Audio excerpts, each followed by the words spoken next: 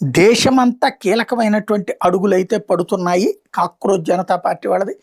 స్కూళ్ళని ఒక సెంటిమెంట్‌గా తీసుకొని ప్రభుత్వ స్కూళ్ళు ఇప్పటికీ ఏం మారలేదు. 77 ఏళ్ళొచ్చాక 12 ఏళ్ళొచ్చినా నరేంద్ర మోడీ ఏమీ బాగు చేయలేదంటూ వివిధ రాష్ట్రాలలో స్కూళ్ళ దగ్గరికెళ్ళటం, అక్కడ పిల్లలతో మాట్లాడడం, మాట్లాడించడం చేసుకుంటూ వస్తున్నారు. అక్కడ తల్లిదండ్రులతో మాట్లాడించడం అది.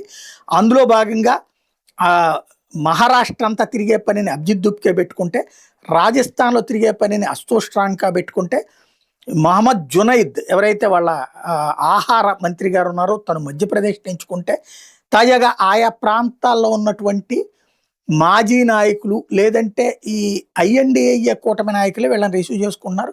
మహారాష్ట్రలో శివసేన ఉద్ధవ్ థాకరే వర్గం వీళ్ళకి అండగా నిలబడుతోంది. రాజస్థాన్‌లో వచ్చాడు కాంగ్రెస్ పార్టీ రెబల్స్ కొంతమంది వచ్చి వీళ్ళకి సహకరిస్తున్నటువంటి పరిస్థితి ఉంది. జునైద్‌కి వచ్చేటప్పటికి మిగతా వాళ్ళు ఎవరైతే ఆహ్, ఇంతకు ముందు ఉన్నటువంటి మధ్యప్రదేశ్‌లో ఉన్నటువంటి ఈ కాంగ్రెస్ పార్టీకి సంబంధించిన వాళ్ళే అతనికి అండగా నిలబడుతున్న పరిస్థితి కనబడుతోంది.